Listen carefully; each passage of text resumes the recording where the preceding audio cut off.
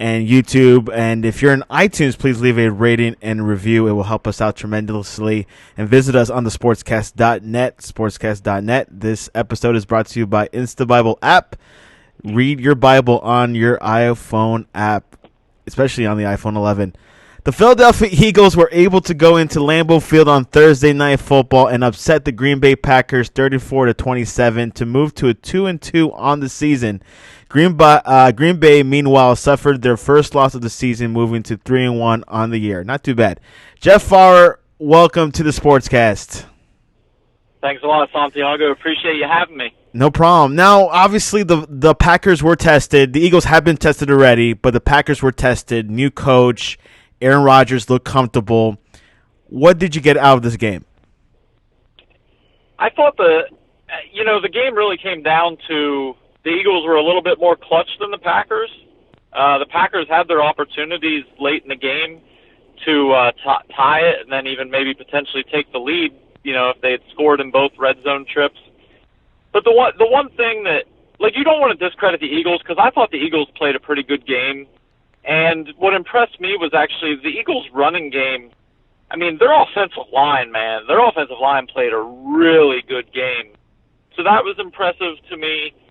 From the Packers' standpoint, I understand that you want to try to keep some level of balance on offense, but it just felt as though every first down they ran the ball, and it wasn't working, and it was predictable. So it felt as though every second down, the Packers, it was either 2nd and 8 or 2nd and 10 or 2nd and 13. So you were putting yourself behind the chains a lot. And even though Aaron Rodgers is as good as it gets and Adams was awesome until he went out, that's just asking a lot to constantly be second and long. Yes, this game was close right until the final moments as Aaron Rodgers and the Green Bay offense was knocking on the door of the goal line in hopes of forcing overtime with 28 seconds to play. The bonus football wasn't in the cards for the cheesesteaks and cheeseheads. However, as Rodgers' pass to Marquez Valdez-Scantling was tipped and picked off in the end zone. How do you think Green Bay did in that last play? Yeah, I mean, I think, everyone focuses on the last play, but I think it's funny because I just sat here and said they probably ran the ball too much on first down, right? But when they were getting down to the red zone, they weren't running the ball at all. Now, obviously, I'm not saying they should have run the ball in the last play, but when you get into the red zone, I think you have to have some level of balance, at least have a threat to run. And, the other thing is, as great as the Packers usually are up front, losing Balaga was kind of a big deal there, and I think that they missed his presence a little bit. And the last two trips for the Packers felt a little bit ugly. Once they got inside the 10, they struggled, and it just felt out of sync. Yeah, it's something that we're definitely looking at. Green Bay has a new coaching system, and, of course, the Eagles are using the same coaching system. Wentz looks healthy. How do you look at him so far? And I thought Wentz made some plays, and I like how he looks, but at the same time, they scored 34 points, and he only had 160 yards. So the guys around him are helping him a lot. Like I said, the offensive line played great. The running game was pretty good. Special teams made a couple plays. So I went into the year saying that I thought Carson Wentz was an MVP candidate. I still feel that way. But the fact that the Eagles can win a tough road game when Wentz throws for 160 yards, that's impressive. I mean, I wouldn't bank on being able to do that all the time. But if you can win a game when your quarterback, produces at that level, I think that's a pretty good sign that you have a good team and a balanced team. Packers' next three games are Cowboys, Detroit Lions, and the Oakland Raiders. I can see them beat the Raiders, but how about with the Cowboys and Lions? They can play with any of those teams. If there's one thing that I think has been proven true over and over again, is that we probably try to determine who the great, good, average, and bad teams are way too early in the season. So, I mean, yeah, I like how the Cowboys have looked, but it wouldn't surprise me if the Packers beat them. And the Lions are, they're undefeated right now. They're 2-0-1, but I'm not. We'll see how they do against the Chiefs. Yeah, I mean, I think they're in for a rough day, but I still am not going to sit here and say, oh, the Packers aren't going to beat the Lions, and that's not to discredit the Lions either, but it's a long season. It and is. Matchups matter, and I mean, heck, even the Raiders. I mean, I tend to agree with you. I think the Packers would beat the Raiders, but the Raiders definitely are not the pushover that they've been in years past. Even though they've lost a couple games here, they're more competitive this year than what they've been. So, now, I guess last week against the Vikings isn't a very good indicator of that because they got the doors blown off. But I don't think that's going to be the norm, is what I'm saying. Jets' next 3 games, Eagles' next 3 games are the Jets, Minnesota Vikings, and Dallas Cowboys. Kind of similar to the Packers' next 3 games, but how do you see that for the Eagles? Yeah, I mean, the Eagles are going to be in it every week. The Eagles coached really well. They have balance. I think maybe the Eagles lost that game to Detroit that maybe they shouldn't have, but they were missing both Deshaun Jackson and Ashland Jeffrey. That's difficult. If you look across the NFL and you take away the top 2 receivers from any team, they're going to feel it. It's going to be difficult to overcome that. So maybe the Eagles should have beat the Lions, especially since it was in Philly. But I also think we're overreacting to one game a little too much. So I think the Eagles are going to be in it every week. The Vikings game, I think that'll be a great game. Is that in Minnesota or in Philly? That is in Minnesota. It is in Minnesota. So the Dome. The Vikings, yeah, and the Vikings defense tends to play a lot better at home. So that'll be a tough game. And Dalvin Cook looks to be the whole way back. He looks great. But truth be told, I still don't trust Kirk Cousins. That's just my only holdup with the Vikings. I don't see it with him against quality teams.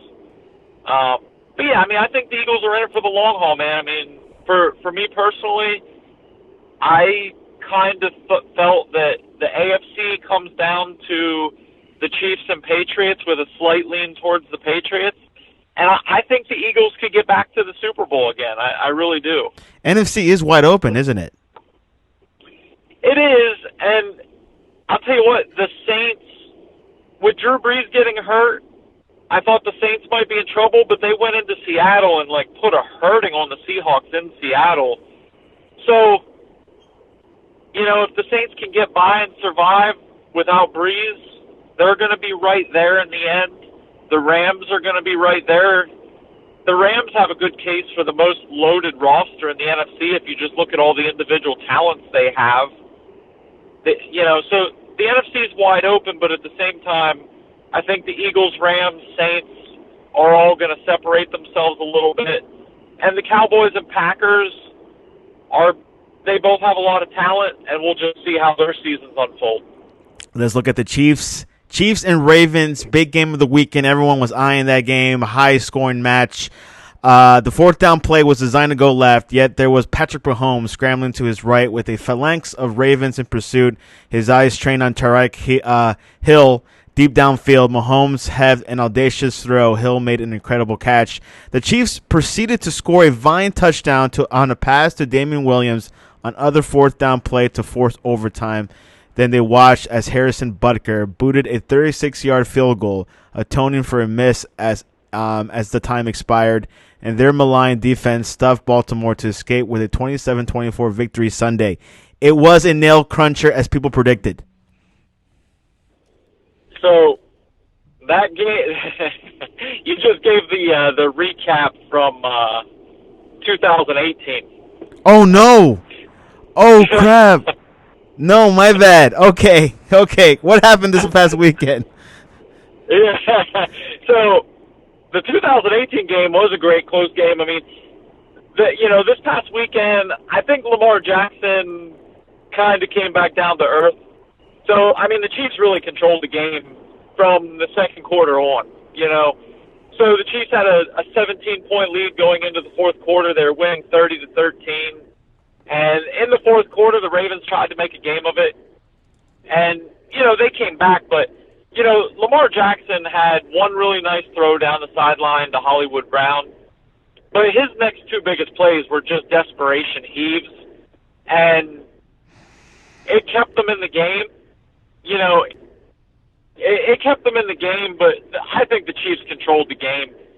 Their offense was too much for the Ravens' defense, and every time the Ravens' defense got a little bit of momentum, Mahomes found Kelsey or Shady McCoy made a play. And, really, Lamar Jackson, he still has a ways to go as a passer. I just don't know how else to say. He still makes plays with his leg, but the Chiefs dared him to throw deep, and he struggled. He missed on the deep ball a lot. Most of the plays that he made were with his legs. And the Chiefs the defense really didn't do a good job of closing the door at the end of the game. But, the final score looked a lot closer than what that game actually was. The Chiefs had a 17-point lead, and they didn't do a good job of, really opening, putting that final score to make it a blowout. And the Ravens did do a good job of fighting back. But at the end of I just don't think the Ravens are in the same class as the Chiefs are right now.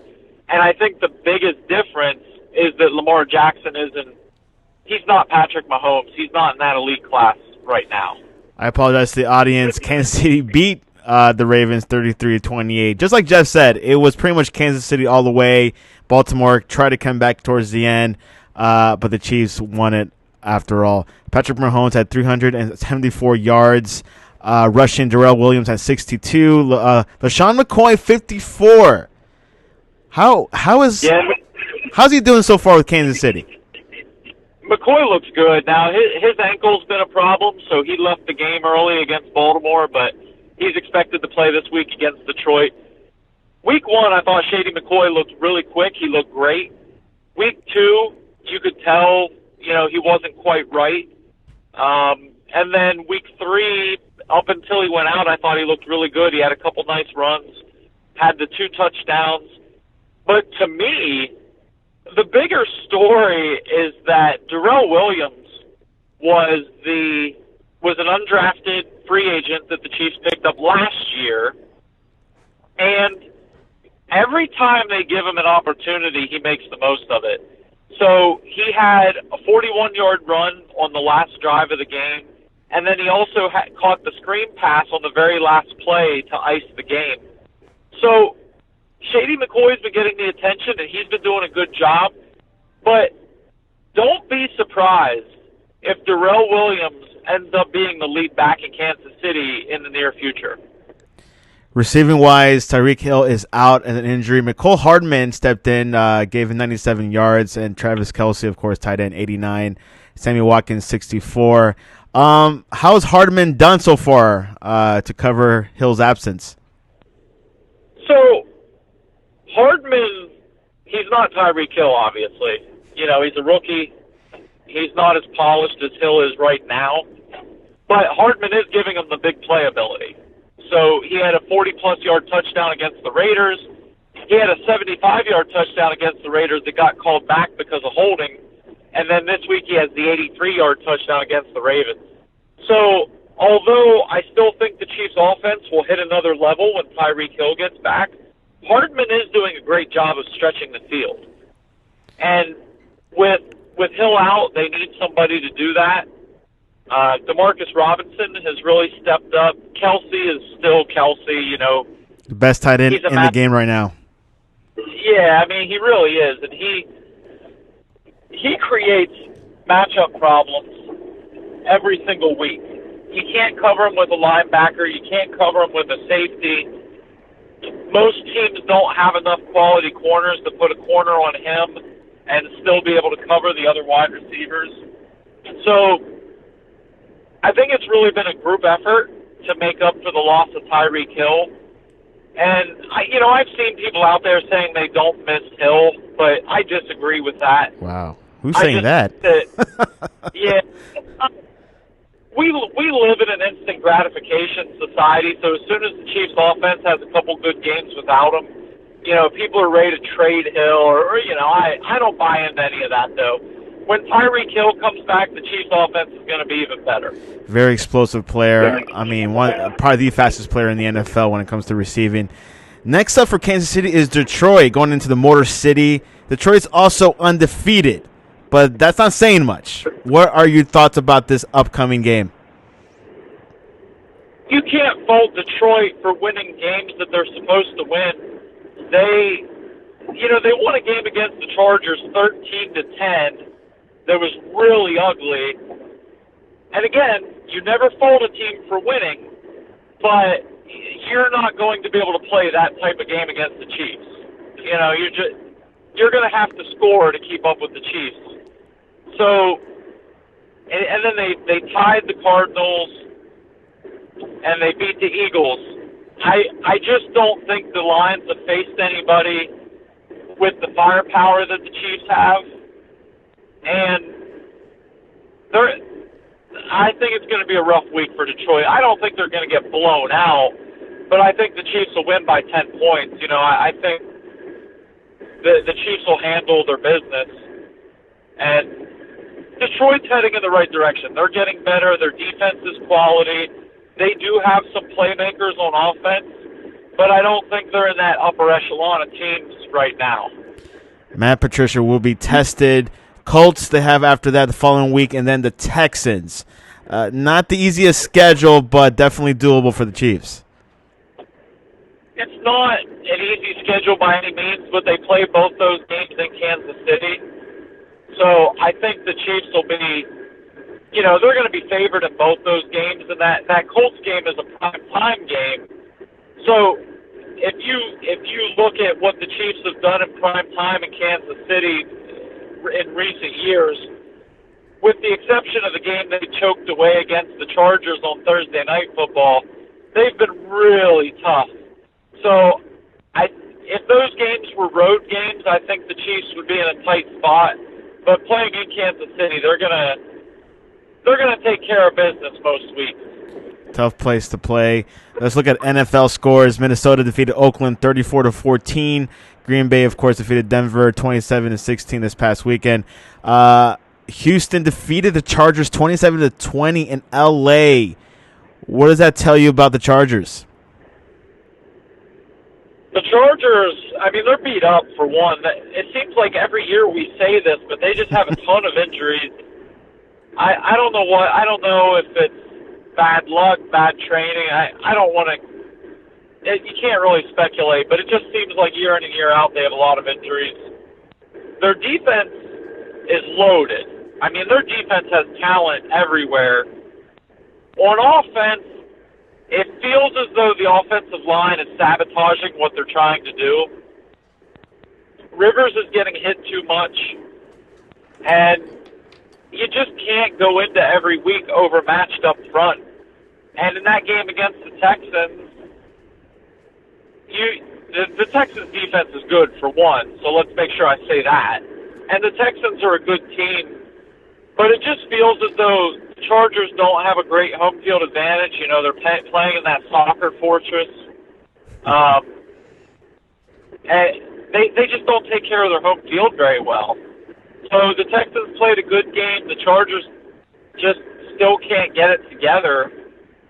But at the end of the day, I think the Chargers are all up front on offense. They just continue to have problems with their offensive line. The Chargers don't play Kansas City till November, so hopefully the Chargers will be prepped up for that.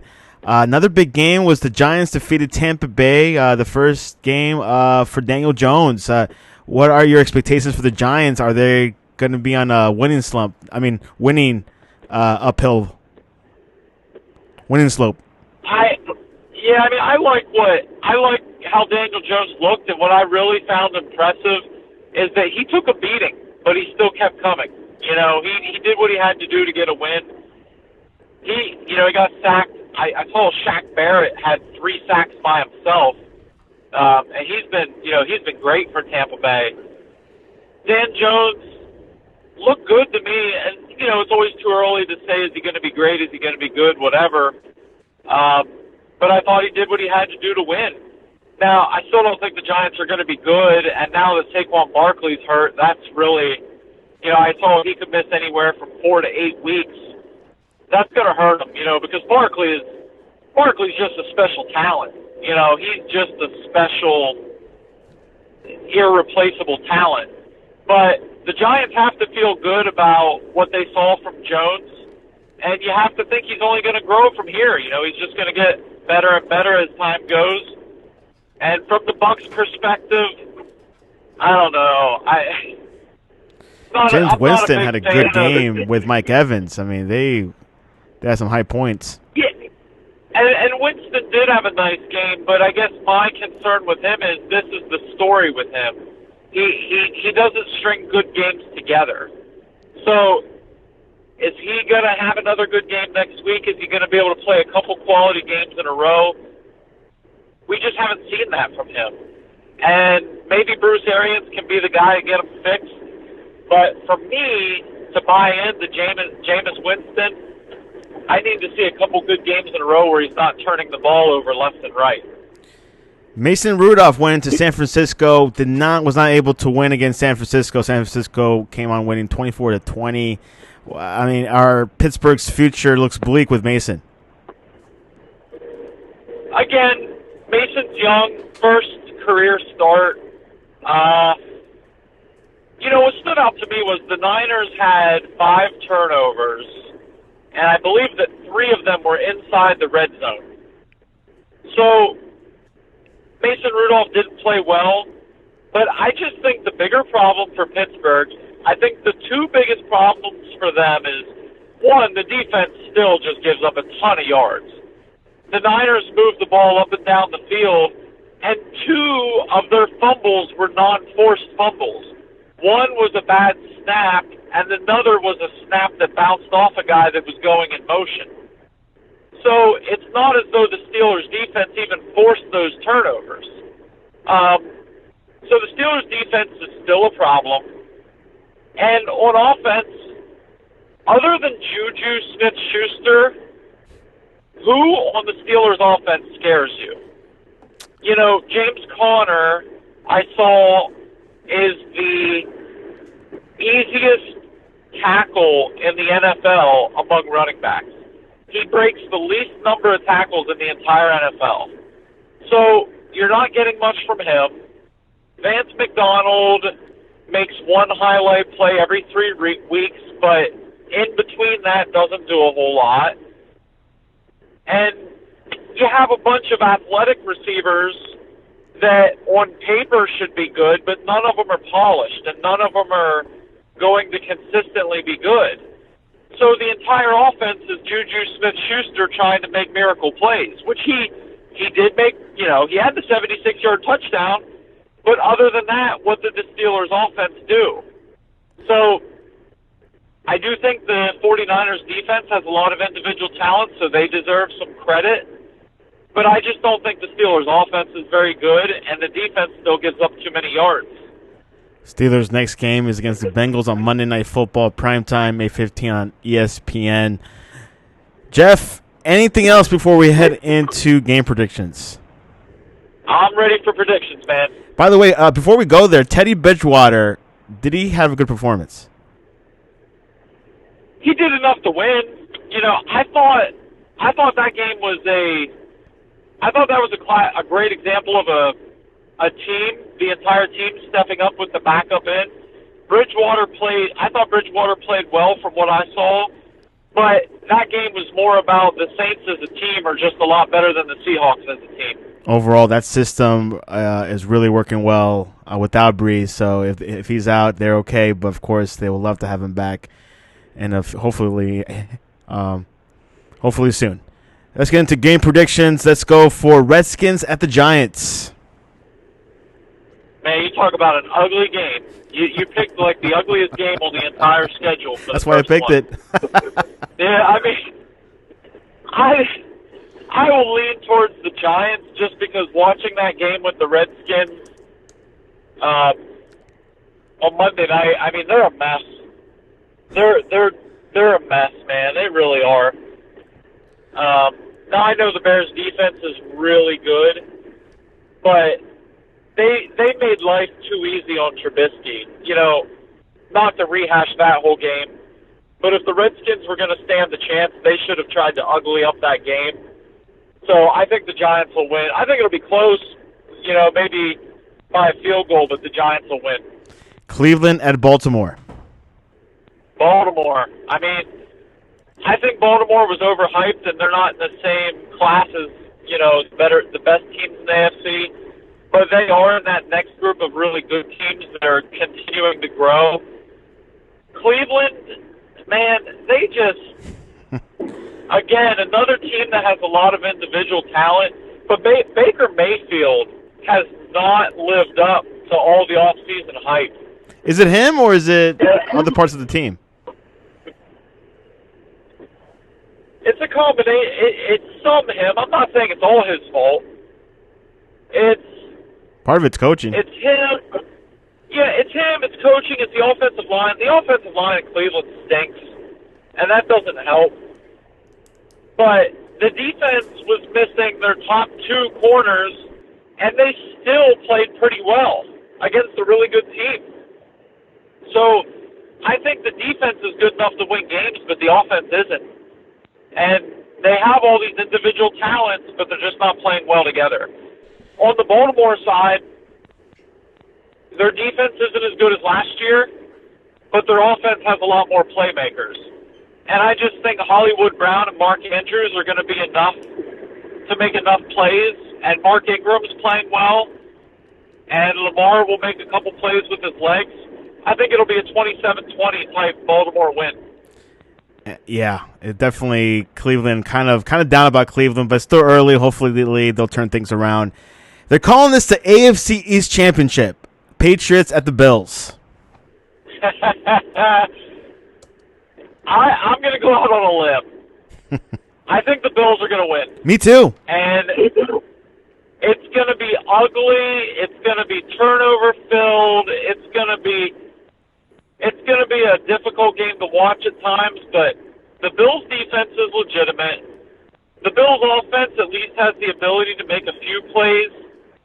And historically, the Bills have held their own in Buffalo when they've played New England.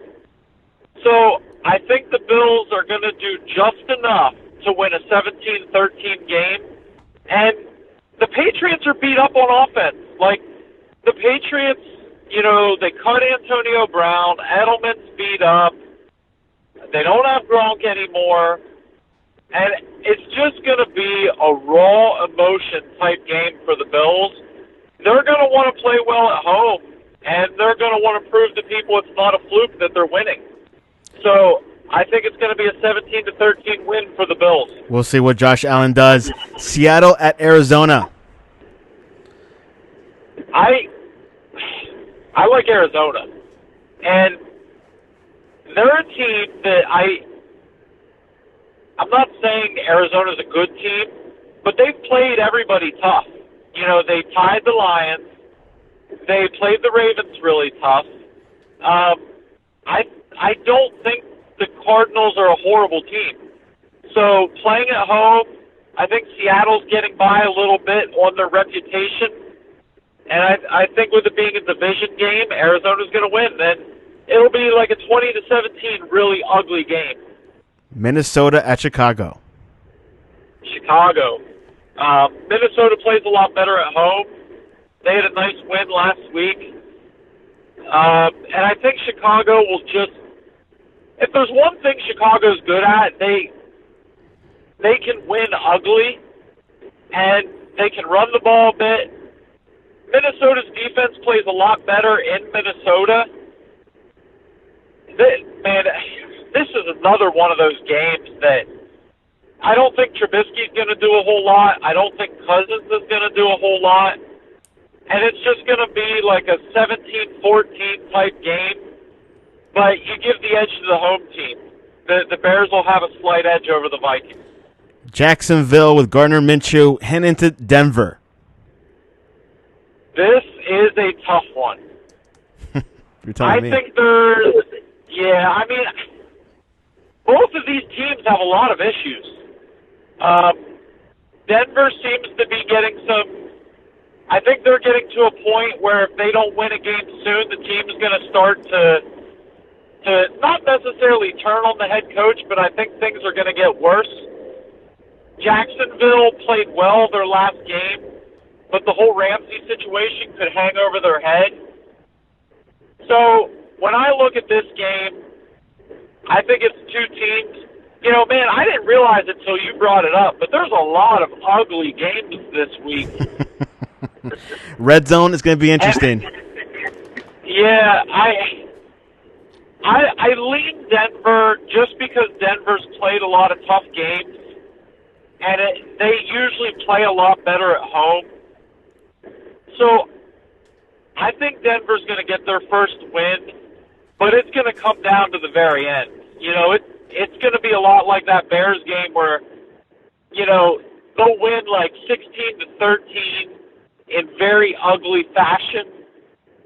But the red zone's going to be the difference because I do think with all the injuries in the Broncos secondary, I think the Jaguars are actually going to move the ball up and down the field. I just don't know that I trust them to score touchdowns when they get into the red zone. We'll see what happens. No Jalen Ramsey as well, but we'll see what happens in that match. Cowboys head into the Superdome. New Orleans Saints. Oh, man. Another good game. I think it really is. And if you would have asked me 2 weeks ago, I would have said the Cowboys will control the game and win. But the Saints looked really good against Seattle. Now, granted, I know Dallas is a lot better than Seattle. But playing in New Orleans, I think New Orleans will find a way to get it done. And now this game will be a little bit more high scoring because I think Dak has played better than I expected. And having a new offensive coordinator, I think, is just what he needed to pump a little ice water into his veins. He's playing for a contract, too. He is playing for a contract. I'm going to say the Saints win 30-24. Even though I don't feel great about that because the Cowboys' defense is loaded, but I think the Saints at home are a different type of animal, and I think it'll be 30-24. The Cowboys are driving late to try to win the game, but the Saints' defense will get one stop that they really need at the end. And finally, the Chiefs at Detroit. Yeah, I mean, I'm normally a little bit of a pessimist, and I worry about letdown games and all this, but this is Patrick Mahomes' first indoor game in his professional career. Wow. I think that could be a good sign for him. I think the Lions are in a little bit of trouble here because they'll slow down the Chiefs' offense a little bit in spurts, but I think this is a game that Travis Kelce really has. He always plays well, but I think this is a game where Kelce might have 2 or 3 touchdowns. And here's if you want something bold, you know, I mentioned Darrell Williams earlier. I think this week, and it may not be like one gigantic play, but I think this is the week that the average fan learns about Darrell Williams. I agree. I think this is the week that we look back and say, yeah, people started to talk about Darrell a little bit. I think Darrell is going to have a really big game. And maybe it's just scoring a couple touchdowns. Maybe it's, you know, a combination of running and receiving. But this is going to be the week that Darrell puts himself on the national map, not just the Kansas City Chiefs fans map. We'll see if Matt Patricia has given some phone calls to the Patriots and how to stop Kansas City. Yeah, well, good luck, because the last time they played, the Chiefs scored 31.5 against the Patriots. So, well, it's the other side of the ball that the Chiefs have to worry about. Exactly. Random question: who has played the best Spider-Man, the best yet? Tom Holland, which is the recent one. Maguire, Tobey Maguire, or Andrew Garfield, who has played the best? Tom all the way, man. Tom I didn't Holland. think I would like it. Yeah, I didn't think I would like it. But after watching the movies, he's brilliant, man. I have not watched him yet. Oh, come on, man. Well, How if can you- you ask that question if you haven't watched it? It's a poll, and obviously they're coming out with a new Spider-Man. They announced it, but I will watch it hopefully soon. So far, Tom Holland is winning 64% to Tobey Maguire 27%, and Andrew Garden as a single digit of 9%. So pretty. Yeah, Tom all the way, man. All the way. The Twitter followers are agreeing with Jeff Farr. Anyways, how can people reach you, Jeff, to talk to you about Matt Patricia? Matt Patricia, man. I just to be clear, I do like Matt Patricia because he uses the four-wheeler to go around training camp. So I do like the guy. But best way to follow along is at JT Fawver on Twitter. As always, mostly moderate to bad football takes, but really good barbecue recipes. Can Matt Patricia be the best thing that came out of like the Bill Belichick tree? I don't know, man. Too early to say. It's not saying much. Yeah, I mean, I don't want to say he's great or bad either way yet. I think he has the Lions trending in the right direction, but I'm anxious to see what he does this week against the Chiefs. Yeah, because typically the players and coaches that come out of New England don't do well afterwards. Yeah, I think Belichick isn't really like Andy Reid sets his guys up to be great after they leave, and they usually are. I don't know that Belichick takes that same teaching method. So It's interesting, isn't it? Wow. yeah, we'll see what happens. Yeah, And we'll see what happens with Jacoby Brissett. There's some promise there. I see some promise. yeah. I think he's good enough to win as long as the team around him's really good. Anyways, you can reach us at thesportscast.net or on Twitter at thesportscast1. We'll be covering college football tomorrow. We could have Kailu tomorrow talking a little bit about Big 12. And, of course, NFL Sunday. As we realize in this show, it's going to be a big Sunday. So we'll definitely be eyeing some ugly games. There's also some good games. Anyways, that's it with the Sportscast. Jeff, I appreciate you coming on. Thanks for having me.